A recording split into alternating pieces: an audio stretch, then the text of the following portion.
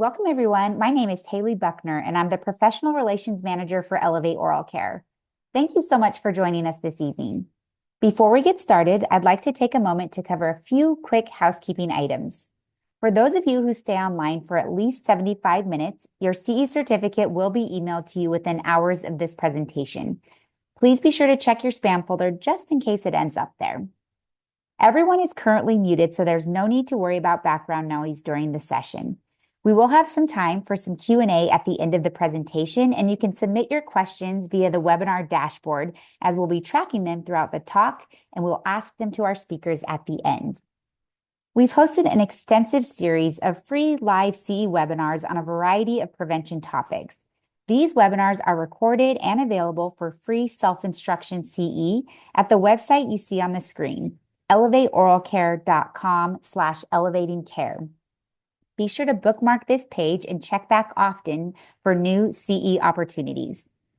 If there's a specific topic you'd like to see us cover in future webinars, please feel free to send your suggestions to info@elevateoralcare.com or complete the webinar survey that will be sent to you after this evening's session. We love receiving your ideas and often design webinars based on your feedback. Tonight's webinar is on enzymatic caries cleansing agents. I'm going to kick off this evening by reading a quote from General Dentistry back in 2013, which is the Journal of the Academy of General Dentistry, as to the why behind the presentation this evening. The quote reads, "One of the goals of dentistry is to develop new approaches in restorative dentistry that will reduce the amount of tooth removal during treatment. With advances in material sciences and restorative techniques, we're able to attain these ideals and recreate nature with minimal removal of tooth structure." This evening, our speakers are going to discuss the ADA new guidelines on the emphasis and benefits of selective caries removal. So you'll be hearing a little bit more about that during the presentation. But if you've not read this yet, this is from July 2023, in which an expert panel met and conducted a systematic review and developed recommendations for the treatment of moderate and advanced cavitated lesions in patients with vital, non-endodontically treated primary and permanent teeth. The panel urges clinicians to use more conservative carious tissue removal approaches that align with restorative dentistry's two main aims: preserving healthy tooth structure and protecting the pulp-dentin complex. Therefore, these new guidelines emphasize selective caries removal.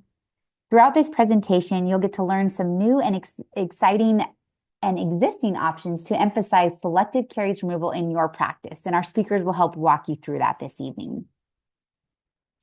Tonight, we are thrilled to be joined by Dr. Melissa Seibert and Dr. Jeanette McLean. Here on the screen is the outline for our presentation this evening. I'm going to take a moment to introduce you to our two speakers, and I'll first start by introducing you to Dr. Jeanette McLean, who will actually be the second half of our presentation this evening. Dr. Jeanette McLean is a diplomat of the American Board of Pediatric Dentistry, fellow of the American Academy of Pediatric Dentistry, fellow of the Pierre Fauchard Academy, fellow of the American College of Dentists, owner of Affiliated Children's Dental Specialists in Glendale, Arizona, and mother of two. She received her dental degree with honors from the University of Southern California in 2003 and completed her specialty training in pediatric dentistry in 2005 at Sunrise Children's Hospital through the University of Nevada School of Medicine. Dr. McLean has become an internationally recognized advocate and expert on minimally invasive dentistry, appearing in newspapers, magazines, television, and continuing education lectures on this hot topic. Most notably, she was featured in the July 2016 New York Times article, "A Cavity-Fighting Liquid Helps Kids Avoid Dentist Drill," which brought national attention to the option of treating cavities non-invasively with silver diamine fluoride. Dr. McLean, thanks so much for being here, and we're excited to learn more from you in just a bit. But first, we're going to begin this evening with Dr. Melissa Seibert. Dr. Seibert is the creator and host of the #1 clinical dental podcast, Dental Digest. She lectures to national and international audiences and has authored numerous peer-reviewed publications. She graduated from the Air Force's Comprehensive Dental Residency Program, a 3-year AEGD. She holds a faculty appointment at Creighton. She recently developed a dental online educational platform, Elevated GP, which is a top dental educational membership program, which you will learn a bit more about in just a few minutes. Dr. Seibert, thank you for being here, and I'm going to begin by turning it over to you. Hi, welcome. I want to welcome you to this presentation on minimally invasive caries removal. My name is Dr. Melissa Seibert. By the way, I just want to add this as a quick housekeeping item. I'm going through comprehensive ortho. I have a Marpy in my mouth. That is why you might notice I have a beautiful diastema between 8 and 9. And it also gives me a little bit of a speech impediment. So I hope that that does not create any issues for you during this presentation, but I'm going to be providing you with a Power Pack presentation, so that is certainly going to make up for this. A little bit about me. I went to the Air Force Academy for undergrad. I did a semester exchange at West Point. Then I went to Louisville for dental school. My dream and my vision was to become a comprehensive dentist, a super dentist, somebody that people can rely on, somebody that's competent and can tackle difficult cases. And I'm sure on this presentation, there's other people that practice that way or they aspire to practice that way. I did a 1 year AGD through the Air Force and then determined that it was such good training that I went back and then did a 2 year additional AGD. So I've done a 3 year AGD total to become the strongest, most comprehensive dentist that I can.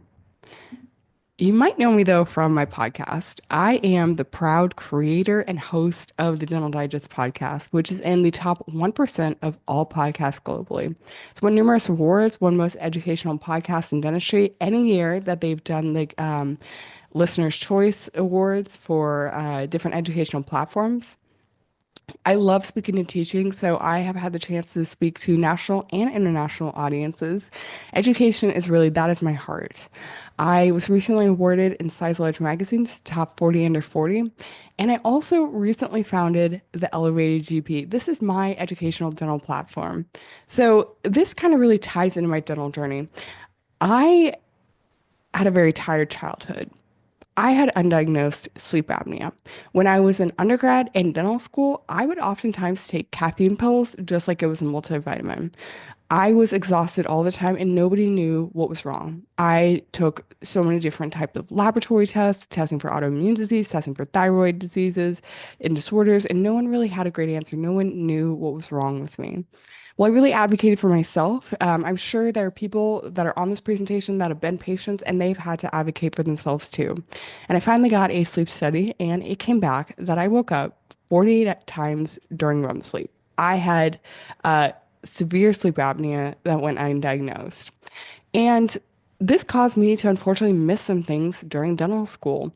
It wasn't a matter of not trying, it wasn't a matter of not caring, it wasn't even a matter of the capability wasn't there. It was just that it's very hard to process and retain information when you're not sleeping, despite your best efforts. And so when I did my first residency, the AGD, I found myself really behind the power curve. There was so much that I did not know. And part of it was just perhaps I went to an older dental school. Some of it wasn't taught. Some of it was the high standard that I was being held to in my residency. And some of it was because of everything that I missed from the sleep apnea.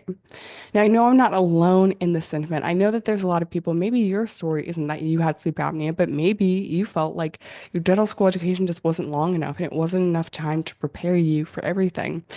You've been there to one degree or another. Well, my entire life changed the year after I graduated dental school when I made that commitment to myself to say, I'm going to be a strong clinician. I'm going to be confident through competence. I'm going to put in the work. And maybe that's not you just yet, but maybe there's something else in your life where there's that goal you want to meet, whether it's an amount of weight that you want to lose, whether it's the type of shape you want to be in, maybe something you want to achieve in your life. And you may have noticed at times that you dabble in things, but you're not reaching that goal. Well, I can guarantee you, perhaps it's because you have not made that commitment to yourself yet. When I made that commitment to myself and I said that there's no turning back. It's either this or bust. I'm going to become a strong clinician and I made that commitment and then I started implementing the necessary steps. That was when everything changed. And that's what this educational platform is. This is that resource for dentists when they have come to that point and they're frustrated and they said, I'm not the strong clinician that I want to be. I'm not where I want to be in my practice, but I need that resource. That's what this is for. This is to get you there to be your guide on that journey. This is my monthly, or excuse me, this is my educational platform. You go to the elevatedgp.com. It offers on-demand courses, which I'm adding more monthly, and then we're gonna have start having monthly Q&A calls, and then each month we also have monthly live presentations. So I hope that you can join us. Just go to the elevatedgp.com or check out the QR code. Okay, so in this presentation, I'm going to talk to you really about contemporary concepts with caries removal. And so there's different ways that we can manage caries. We can do it with no caries removal, and that's actually something that my colleague that's also presenting on this presentation, Jeanette McLean, she talks a lot about. That's really what she's known for, among other things, is talking about the no caries removal strategy. This is things such as the Hall crown. Other techniques for caries removal are the selective caries removal technique, and this is something I'm a big proponent of, and I'm going to talk about that in this presentation. You can also use a stepwise caries removal, which I'll briefly talk about, or what almost everyone here is pretty familiar with is the total caries removal technique. This is where effectively you want the dent and bone dry, and to be honest, modern evidence does not always support using this technique the way it's taught in dental schools. When I was in dental school, I was taught in clinic that all of the caries has to be removed. Well, we now know today that that's going to depend on the clinical scenario. If you are close to the pulp, the priority changes, and now the priority becomes preserving the pulp. Now, if you happen to get into the pulp, it's going to change even more. At that case, we do want all the caries removed, but that's an entirely different talk. And in fact, that presentation is on the Elevated GP website. If you want to learn more about that, just log on as a member and you can watch that presentation. So a really important article that I want to point you toward, and that's going to inform most of this presentation, is Schwindicke's 2016 article where the International Caries Consensus, they talk all about this concept. This was a consensus meeting in Leuven, Belgium, involving 21 different experts from around the globe. It's a very helpful publication. Last time I checked, it's accessible, so go check that out, see if you want to learn more. But that's what we're going to focus on. And that's what's going to inform this presentation. So what the article lays out is kind of this idea of what is dental caries. And in order to go forward this presentation, I need to briefly describe what it is. So in effect, the bacteria that's in our mouth, it is meant to be here with us. We evolved to have this bacteria. There's so much research and there's a newfound appreciation for the importance of the gut flora and what that does for us, how critical that is for everything from immune system to even mood regulation. But sometimes we discount the importance of the oral flora that we have in our mouth. This is why with antimicrobials, we don't necessarily want to, quote, carpet bomb our oral bacteria and just remove everything. It's really important. In fact, this is why we don't necessarily have this perfect one-size-fits-all treatment for caries. If we had the antimicrobial or the vaccine to treat caries, we would have used it by now. But what's happening in the dental caries process is that the nature of the bacteria changes. The biofilm is actually shifting. And so we go from having this healthy biofilm to now we're going to have a biofilm that's more acidogenic, acidouric, and cariogenic.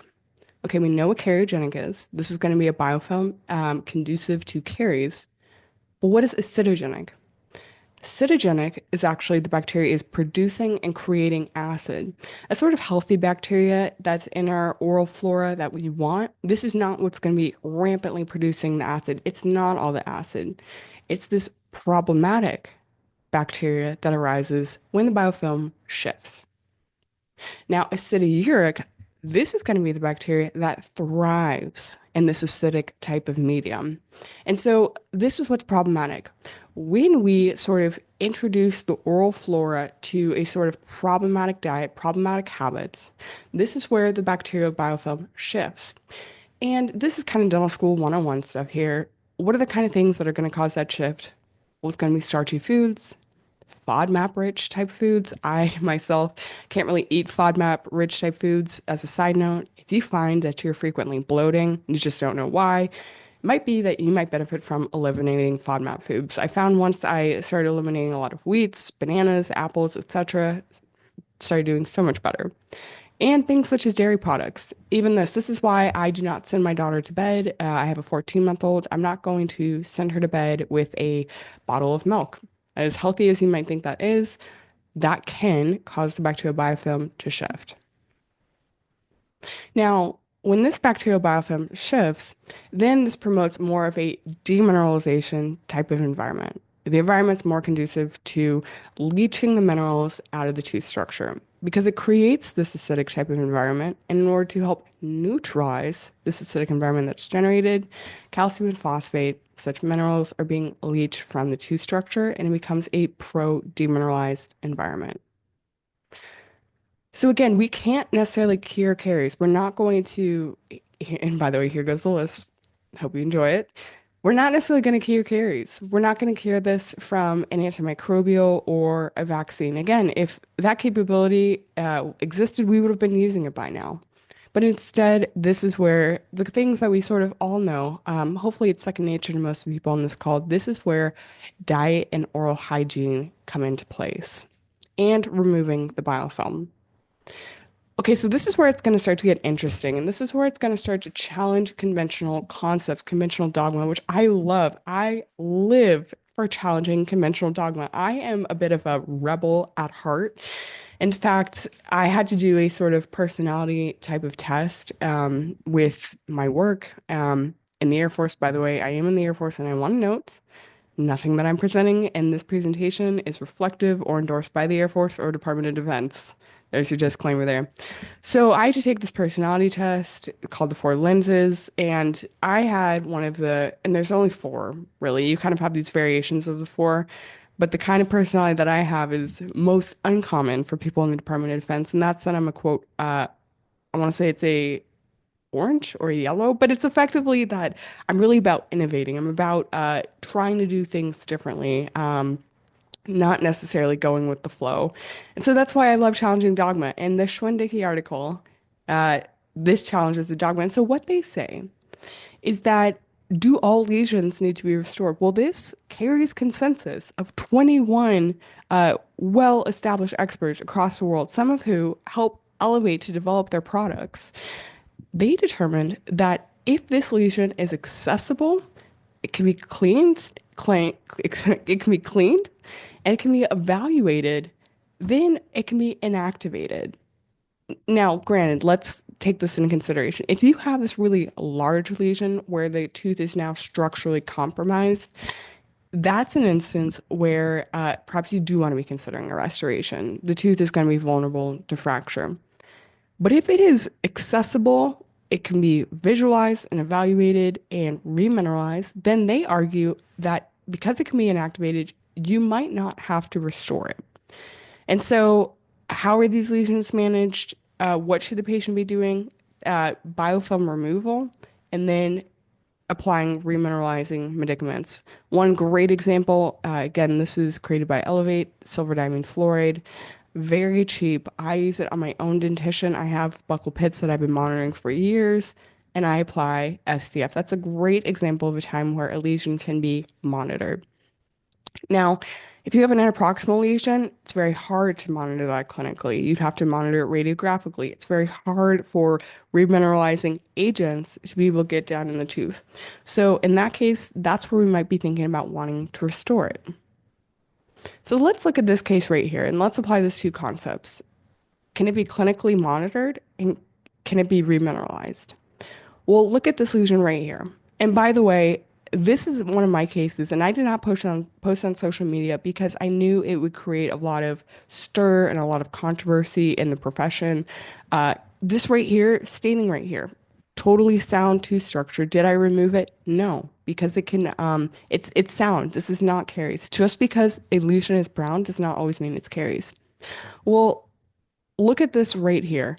This lesion is readily accessible. The patient now has very good oral hygiene, low caries risk. At one point, she was high caries risk, but now she really kind of got with the program, she understood the assignment, and so now she's using remineralizing agents as directed, good oral hygiene, and this is a lesion I can monitor.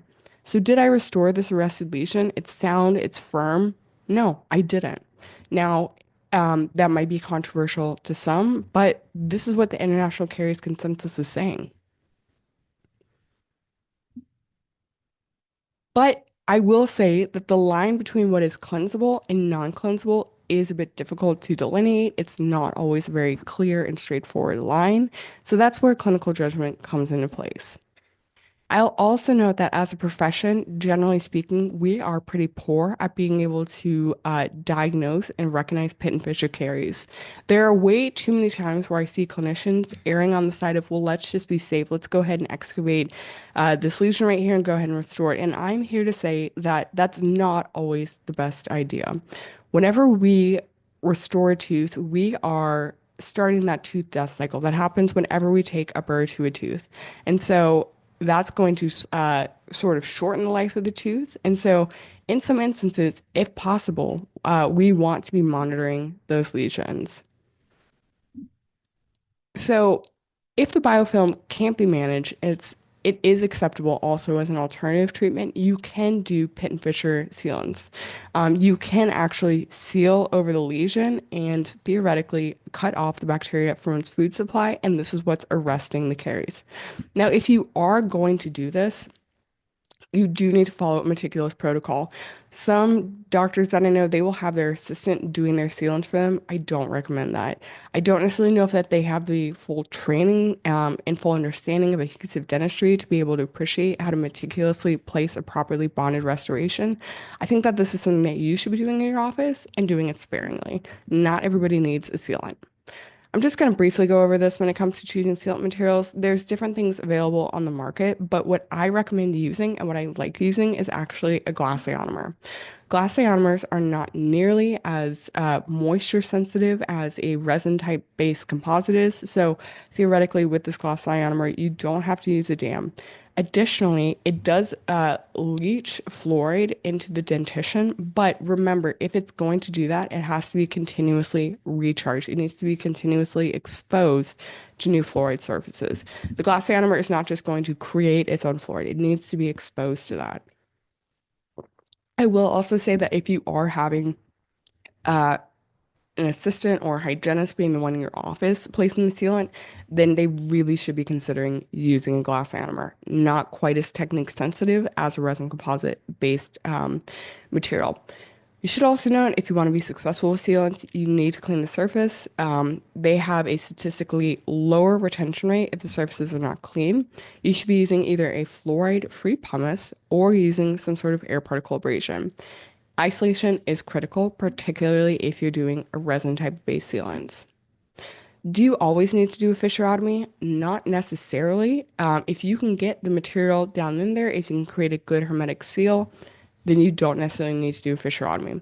One of the articles, Niggs, I'm mispronouncing his name, forgive me, but he talks about this concept of that fissurotomies can be overkill. Just that easy. Okay, let's go back though, talking a little bit about caries. So, one of the big myths with caries removal is that we're removing it to remove the bacteria, and that's just not true. We really have no way of gauging how much bacteria is left behind unless we're sort of culturing it and even doing histological sections. The purpose, though, of placing a restoration is to entomb the bacteria. And so the other purpose of placing a restoration is that we want to create a sufficiently large enough surface to be able to bond to, and we want to help to protect the pulp. Our priorities are going to change based on the size of the restoration. Now, this is something that I presented to Elevated GP during one of our live sessions, and this presentation, by the way, is part of a larger presentation. So if some things feel like they're taken out of context, it's just because I'm trying to provide as much information as possible. But this is something I presented to my members. And so here's where we determine what is our priority with this caries excavation process and with placing a restoration.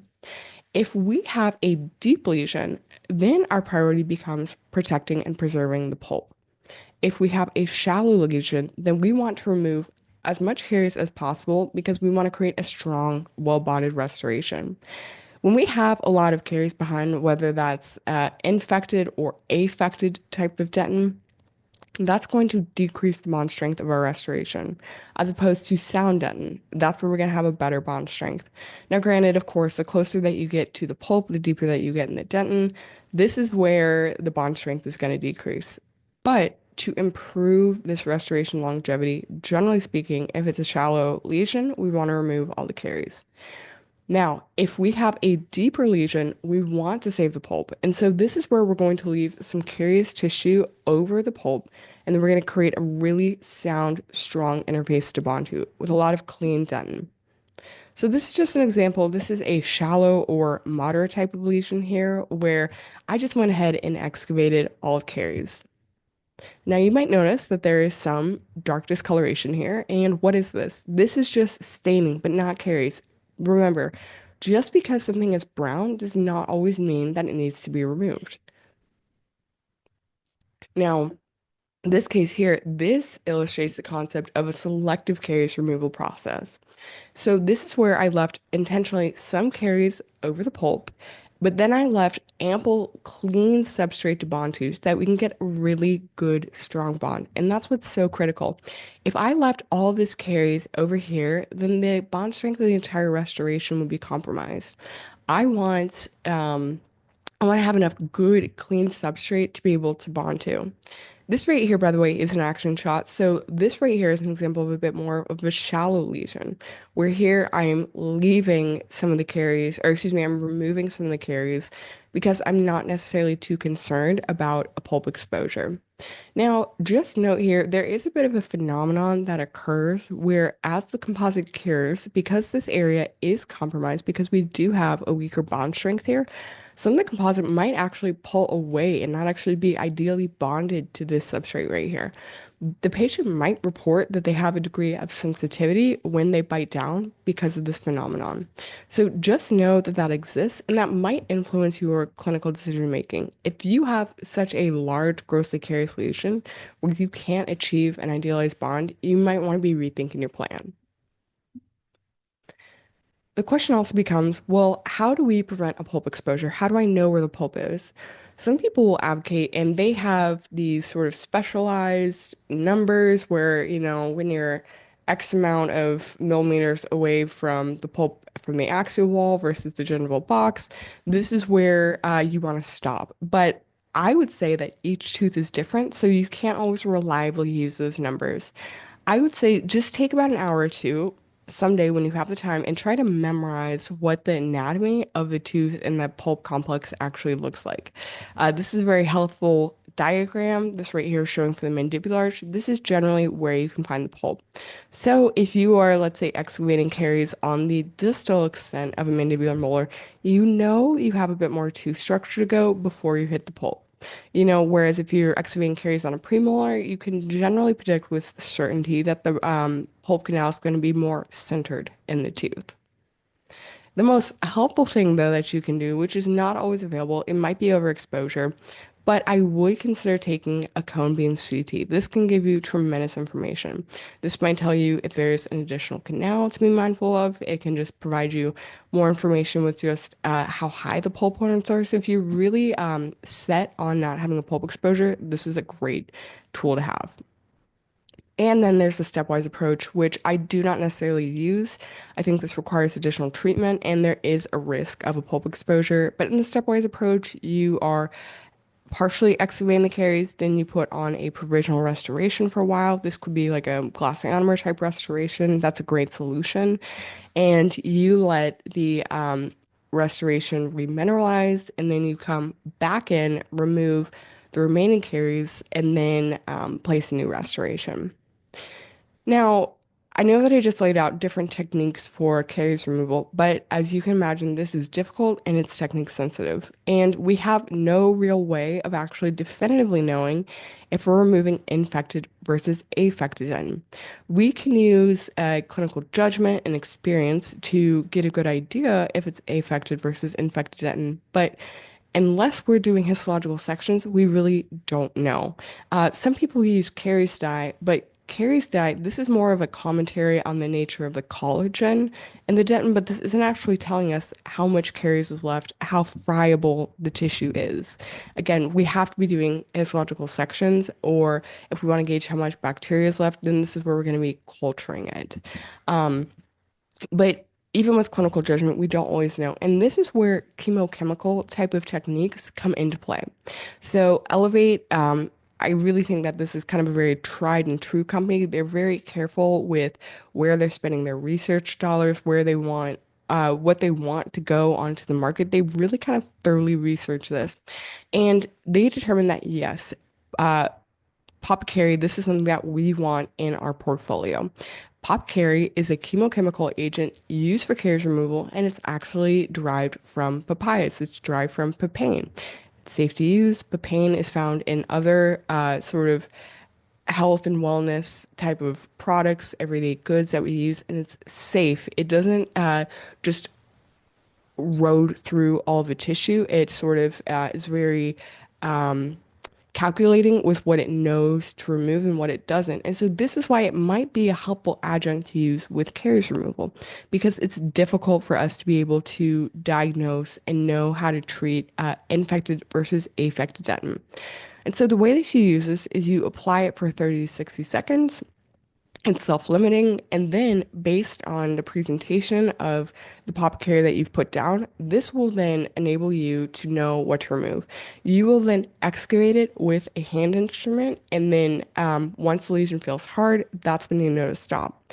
This is beneficial because, just like I talked about, caries is difficult to diagnose. As a profession, we are not very good at knowing what to diagnose and really how much to take away. And oftentimes, believe it or not, we end up being too aggressive.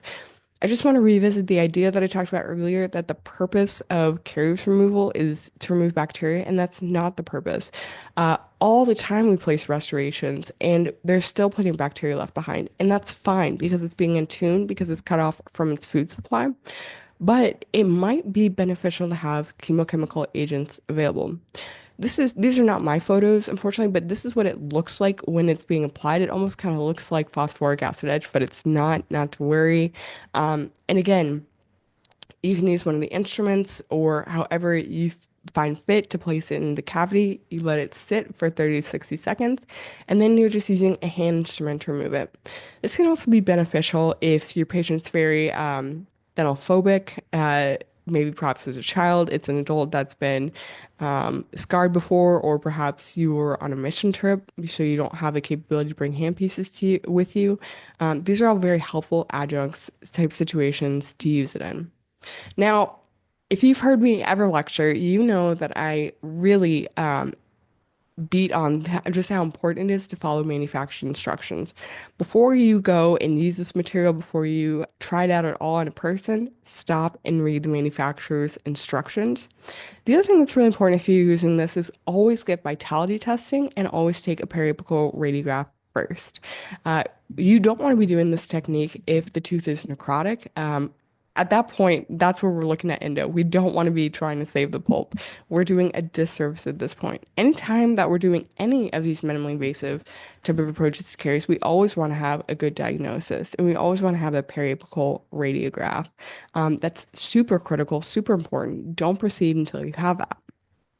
The other thing is that yes, the manufacturer's instructions say that you can have relative isolation, but if you are placing a restoration after you excavate the caries, and in 99% of cases you are, you do want to have an appropriate amount of isolation. So oftentimes I'm going to be using a rubber dam in this case.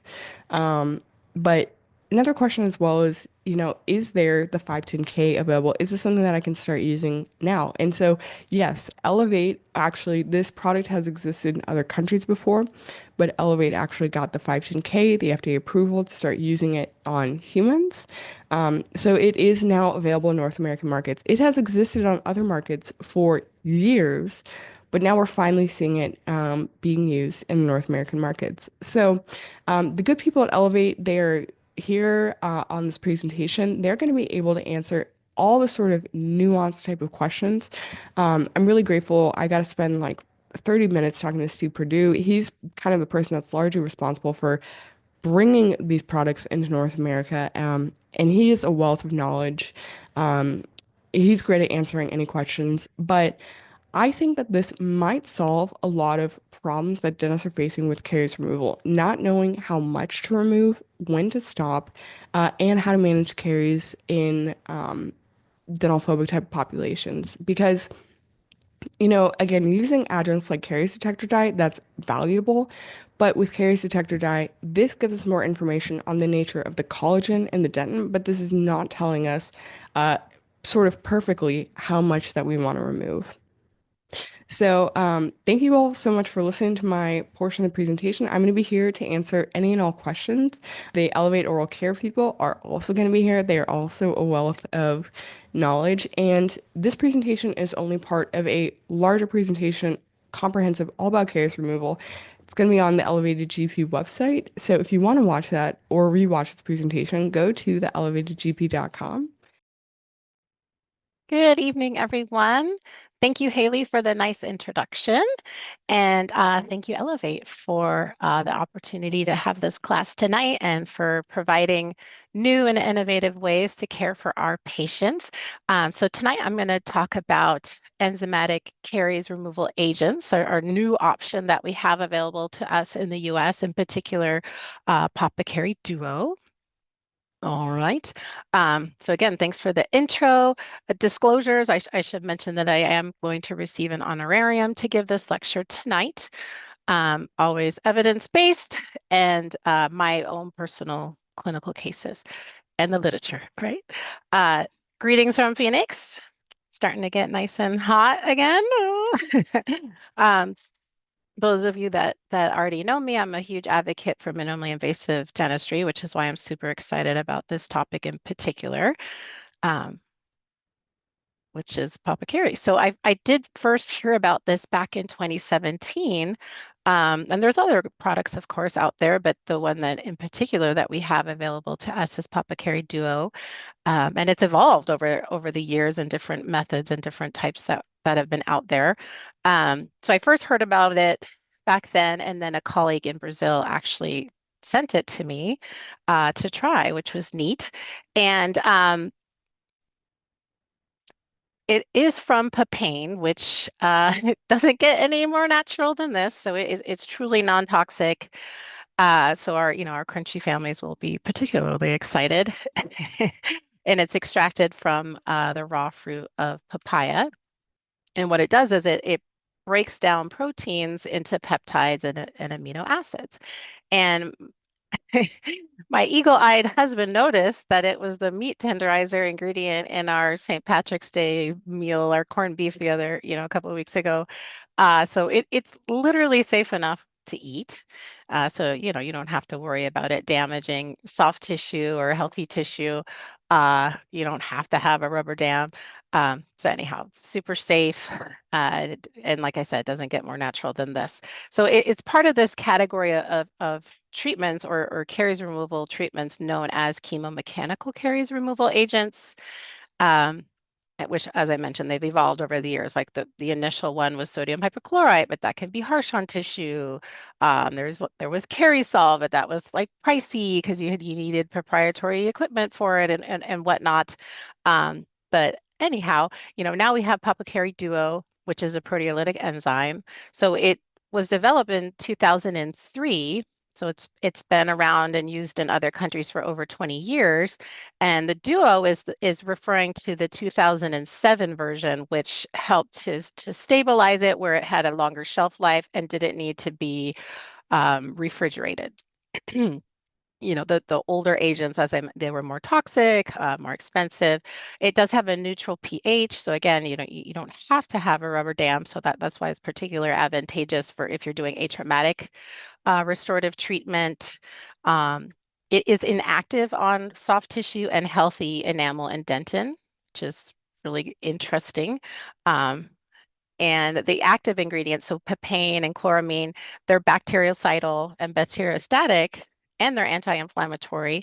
So they facilitate the gentle softening and removal of infected dentin without the need for local anesthetic or for high-speed high-speed drill, which of course has many advantages, which I will elaborate on. So it'll cleanse the caries lesion and actually enhance bond strength, which is great. So let's look at some of the literature. And if you do a PubMed search, you will be pleasantly surprised at just how much literature is out there. Much like when I first looked into SDF, for example. It's like I just didn't know what I didn't know, and there's tons of information out there. Or even just speaking with colleagues that like were already in the know and already using this and how much they love it. Anyhow, it's just really neat. So the Papacarie gel, it's a product designed for mechanical caries removal. So the gel unites the cleaning and healing, so antibacterial and anti-inflammatory properties of papain with the disinfecting properties of chloramine. So just a couple of the highlights from some of the papers. So the chloramine, it inactivates gram-positive and gram-negative bacteria. So Streptococcus and Lactobacillus in particular. So it softens that pre-degraded collagen of the caries lesion without pain or any of the undesirable effects to adjacent healthy tissue. Like you're not going to over prep the tooth, you're not going to heat it up or irritate the pulp or expose the pulp mechanically. There's so much advantage to that. You can literally just like scoop it off, which is cool. And here's another paper. So it's again, it's only acting on that carious dentin. So maximizing the preservation of sound dental tissues that are capable of remineralizing, which of course will be more favorable to the pulp. So it's helping to eliminate some of the negatives associated with like conventional surgical restorative dentistry, which is the discomfort caused by the use of the high-speed burr, the noise, the overheating of the tooth, or the pulp, I should say, possible harmful effect on the pulp tissue and patient anxiety, the smell of burning dentin. I don't know, that's unpleasant in of itself. So and I thought this was really interesting because I speak a lot on MIH and hypoenamel. That's a huge topic that keeps coming up in our dental forums. But Papacarie can actually deproteinize these surfaces and improve the bond strength. So even if you're using resin, like I of course am a big fan of glass ionomer, which it adheres better to hypoenamel, but even if you're using resin, it's going to increase the micro shear bond strength to hypomineralized enamel. So that's a massive advantage there. So I started sharing some of my cases back in 2017. I found this old, I did my like search of, when did I start mentioning this, and found this old post. Or I guess I found the image, but anywho, and found some messages back and forth with other colleagues. And I saw that I ended up actually deleting that because people, they're like, what's that crazy Jeanette up to now? Miss SDF, Miss Hall Technique, what is she up to now? It kind of confused people initially. But so take two. What was interesting is when I presented it again, and in this particular case with another mechanical caries removal agent, Brix 3000. In this video I had on art for anterior, for glass ionomer strip crowns. Then it was like the light bulb went off with my colleagues of like, oh, okay, I get it. I see where that would be very advantageous. Trying to get better aesthetics and retention of these non-invasive strip crowns. So that then made sense. Like, okay. Or like our my friends and colleagues in Canada with Oral Science, who will be the Canadian distributors of Papacarie Duo, just helping them to with their messaging on like where would this fit um, in their what do they call this? The in-office caries management flow charts, like varnish for helping with prevention, the SDF for helping with arrest, and non-cavitated lesions. And this would fall into you have a actual cavitation, right? And you're going to do a restoration, right? So this will facilitate selective caries removal. It's going to enhance ART, or atraumatic restorative treatment, and SMART, silver modified atraumatic restorative treatment. So you can gently and painlessly remove caries with spoon, or even with, I sometimes will use slow speed. It will improve bond strength, and it's antimicrobial. So that's where I see it as fitting in. And why is this so beneficial? Why is this so important? If we look at the newest evidence-based clinical practice guidelines from ADA on restorative treatment, they emphasize the importance of selective caries removal and how, you know, obviously this is very different from what I was formerly taught in dental school. So what this we have to unlearn and change our approach to keep up with the best evidence and what's going to be best for our patients. But their key finding for advanced caries lesions and vital teeth is that more conservative caries tissue removal approaches were associated with fewer clinical failures. I like to have less failures. I assume you do too. Looking back at what preceded this, like looking at a decade prior to that with International Caries Consensus Collaboration, for example, selectively removing these areas that won't remineralize or may impact the integrity of your restoration. Papacarie Duo is going to essentially just dissolve that so you can easily scoop it away. And then improve your bond strength. You're not going to worry about having to potentially over prep this tooth or heat up the pulp or mechanically expose the pulp. And this is not new information. I mean, literally, we've known for decades that this is important to be more selective, but folks still struggle with that. I thought this was a really great point from Dr. Margarita Fontana, who was part of that International Caries Consensus. So when you're considering whether to remove carious tissues in your pediatric patients, evidence-based research suggests that you should make your clinical decision based on hardness, not on a tooth discoloration, right? We're not just drilling everything out because it looks dark. I do a lot of SDF still, obviously, and I use a lot of glass ionomer. But I thought it was important to point out that glass ionomer does chemically bond to structure and affected dentin or even infected dentin, and that those chemical bonds are not prone to detachment. I get like zero post-op sensitivity. So that in of itself is a massive advantage. But let's say you're still using resin. A huge advantage to using the Papacarie is that it's going to improve the bond strength. So you're not going to, I don't want the misconception that somehow you're going to have post-op sensitivity or restorations pulling away. I highly advocate for glass ionomer and sandwich technique and having GI as a base to help improve enhanced remineralization. But anyhow, this is a paper in particular looking at Papacarie and showing less marginal leakage and more shear bond strength when compared to those treated conventionally for caries removal. And it removes the smear layer. So in to the conventional method of caries removal, wherein the smear layer is produced that affects the polymerization of the bonding mechanism, the Papacarie treated cavities provide a suitable surface for good adhesion and strong bonding with restorative materials, hence less marginal less marginal leakage was observed. I don't miss having patients with post-op sensitivity. It's like, what's that? That's from the olden times. So a question I've already had and I anticipate getting is, when would I use Papacarie versus SDF? It's really going to be patient specific and lesion specific.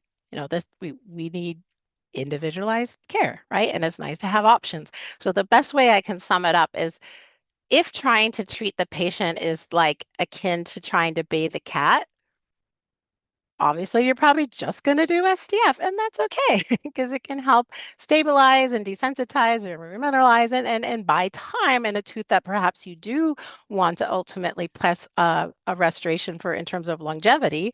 And there's many, many advantages to SDF. I'm sure many of you are already aware, but in terms of it being inexpensive, highly effective, safe, simple, non-invasive, et cetera, et cetera. I could go on for hours. Now, Papacarie Duo benefits you would be less familiar with. So it's also non-invasive. It is antimicrobial. It's painless. Like you don't even need to be numb to do removal of this infected dentin. It will improve bond strength to glass ionomer and resin and essentially enhance our selective caries removal process without removing healthy dentin. What are the steps? So Number one, you're going to place some of the gel in your plastic dapping dish. You're going to apply it with a microbrush and let it simmer for about 30 seconds, 60 seconds. And you'll observe that the color can change, like it'll lighten or even look a little yellow. And then you can gently remove either with a spoon, a curette. In some cases, I like using a round burr. Um, Still non-invasively, and I'll even, let's say I have a kid who normally is maybe apprehensive. I will show them on their fingernail, like look, see, and feel how this is. But I just find it just cleans it up super quick, again, without having to be numb and without pain. All right, and with less pressure.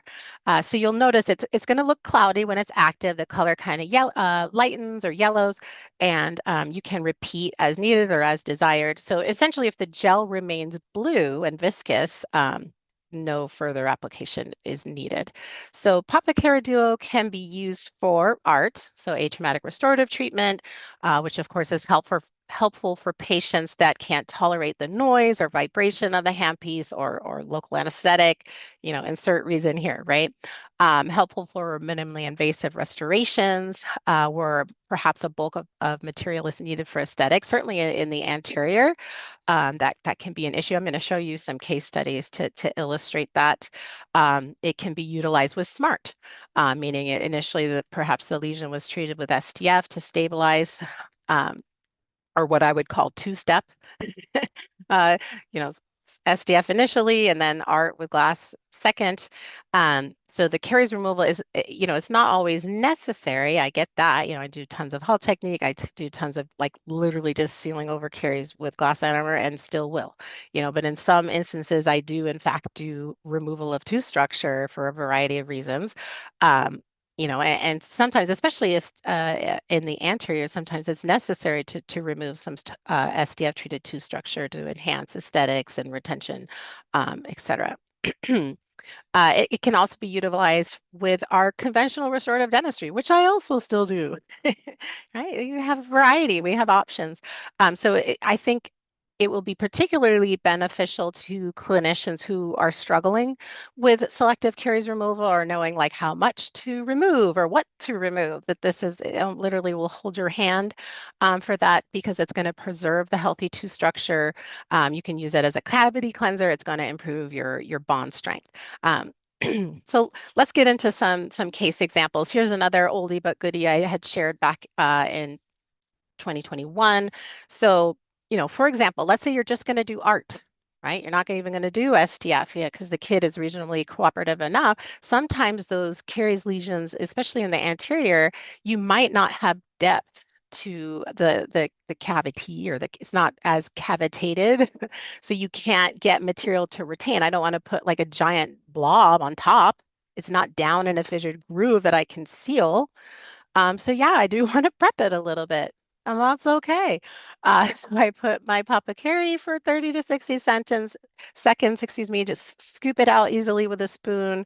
I've got nice, shiny, clean tooth structure now. I can place my restorative. In this case, it was Equiforte. Thank you. Have a nice day. Right? The kid's happy. He's not numb. He's not crying. Life is grand.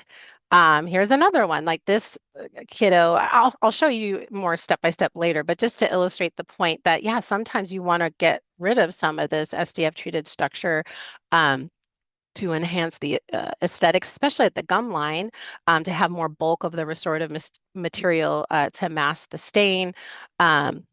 So helping to remove that affected dentin that is not going to remineralize because it's essentially necrotic, and get like a nice, smooth, shiny, hard surface that we can bond to. Now, is there a code for Papacarie? No, and there doesn't need to be. So just think of it, it's not a separate procedure that you're building out for. It would be part of the restorative code, just like using your dry shield or your rubber dam or your burr, your etch or whatever part of the restorative procedure that you're doing.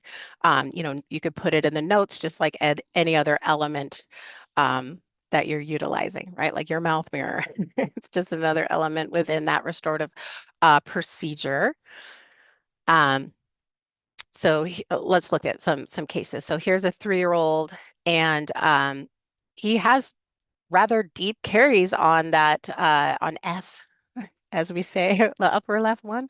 Um, Anywho, so I don't want to accidentally expose the pulp, especially if he's not deeply sedated or not sedated at all, right? Like I don't, if he's wiggly even slightly, I don't want to accidentally nick the pulp and cause an exposure there.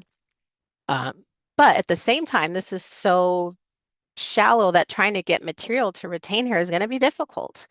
And I get it. There's a million ways you could approach this. You could do zirconia, but you know what? Not everyone wants to do deep sedation IVGA. Not everyone can afford that. Not everyone wants that. Not everyone wants to or can afford to do zirconia. It's again, it's nice to have options, and there's pros and cons, which I present. But this really helps me to be more effective when I'm doing more conservative restorative procedures. I find, I do a ton of second opinions and I have so many people that want, something non-invasive. But anyhow, it's the so you can see where the Papacarie is applied for 30 to 60 seconds. It's going to help to dissolve this dentin. Then I can just scoop it out and, I have this nice shiny sound surface that I can place. In this case, I'm doing it like a sandwich technique where I'm putting my Fuji 2LC as the dentin replacement.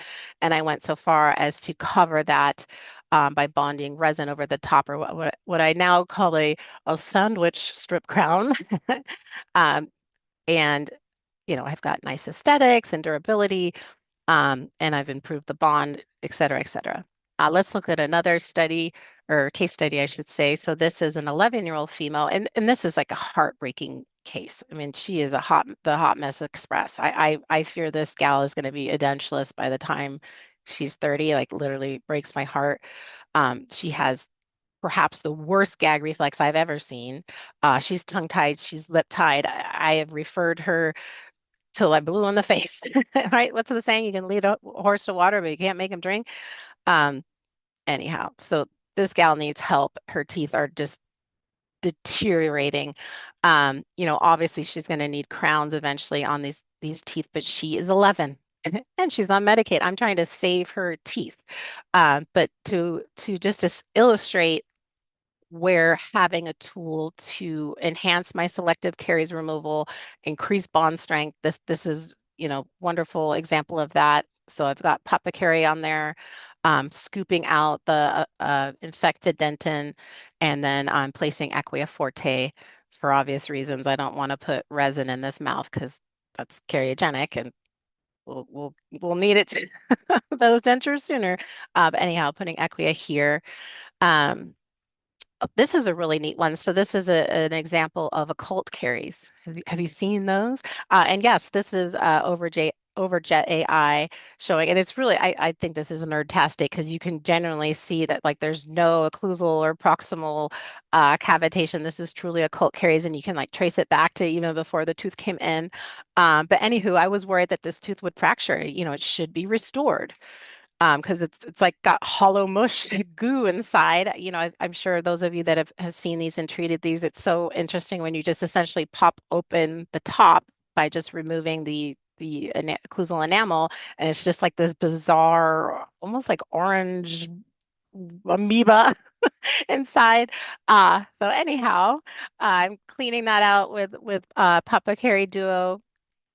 You can kind of see, if you really look, you can see how it's active, like it's changing color. You can see the kind of gross, like yellowish, as it's breaking down that tooth structure. I have this nice, shiny, clean surface now and remember the study I showed you, it's going to improve the bond to hypermineralized enamel. And I'm bulk filling this with Equia Forte. Thank you. Have a nice day. And I'll finish it up with this case study that I showed you a little bit earlier, just like a summary of it, but just more step by step. So I started seeing this little girl when she was 1, severe early childhood caries textbook case. So I'm putting SDF on her just to try to put out the fire, stabilize her. Look at what happens even with the SDF within 6 months. I mean, this is like the train wreck waiting to happen. And like I said, not everyone wants IV sed, not everyone wants GA, not everyone can afford it or has access to it. So it's nice to have different non-invasive restorative options. So in her situation, yes, I did numb because I knew I was going to be way up by the gum line there. This is with the sewn, if you know, you know. But it's going to numb with one injection painlessly, intraosseously from canine to canine. So I've got my Papacarie in my Doppin dish, applying it to the teeth. You don't need a rubber dam. This is not going to burn her soft tissue. Um, got that on there for 30 to 60 seconds. I'm scooping some of that out. Like, hopefully you can see because I tried my best to zoom in. I do get criticized for my photos. I'm sorry, I'm not a dental photographer. I'm a pediatric dentist in the trenches. Okay. Ain't nobody got time for a photo shoot. Like, here's my iPhone. Get over it. Anyway, sorry. So you can see how I'm just scooping away the mush, right? And I also went with a slow speed round burr just to make it more easy. It's comfortable. Um, her soft tissue is actually pretty healthy, which was nice. But see how now I have more of a sound surface? Yes, there's still some discoloration, but I'm going to be able to mask that better now that I'll have more of a bulk of my glass initially. Um, so I'm going to do strip crowns in her case as well. And I did it in that kind of sandwich strip, as I like to call it, but conditioning, putting my RMGI just to essentially be the dentin replacement, plug in those holes. Um, you can see she's like awake, alert. So that was Fuji 12C. You can, zip off, kind of like I would akin it to a manicure, like there's no sensation here. You're just zipping off. So, well, duh, she's numb too, so irrelevant. But anyhow, even if she wasn't numb, you can take off some of that excess glass. And now I'm etching and bonding and putting, this was, oh my gosh, brain fart. Anyhow, this is resin in a strip crown form. Um, Wiping away the excess, curing that, and then peeling off the crown form, removing any excess. So again, why you want to have her numb, like in case that it nicks the soft tissue when I'm removing or smoothing the margins, especially where it's subgingival. And here she is when she's all done. Lovely, nice improvement, conservative, safer, less expensive, more accessible. So it's a really nice option to have. All right. So anywho, I know change can be scary, painful, slow, difficult, right? Especially when we change what we were taught or thought to believe to be true to what now the evidence for the greater part of the past 2 decades is telling us, showing us where we need to be at. So I'm really excited to have Papacarie Duo as this tool to help us essentially like hold our hand through that process and improve our bond and just improve outcomes. So a way to kind of wrap this up or how to think of this conceptually is like the old school approach was like we would apply caries detector to highlight the caries and then go and drill it all out. Right? Remember doing that in dental school? And that's not appropriate. Like we don't need to do that, and we shouldn't be doing that. So a new school of thought, select is selective caries removal, right? Trying to preserve as much sound tooth structure as we can, preserve that pulp and maintain vitality of the pulp. All right. So thank you so much for listening. I have lots of videos, including using chemomechanical caries removal on my YouTube. And here's other places that you can find me on my website. And I put case studies on my Instagram. Hope to see you at AAPD in Denver in the pre-conference course on minimally invasive dentistry. That should be a fun panel. And now I'm going to turn it back to Haley for some Q&A. Thank you so much.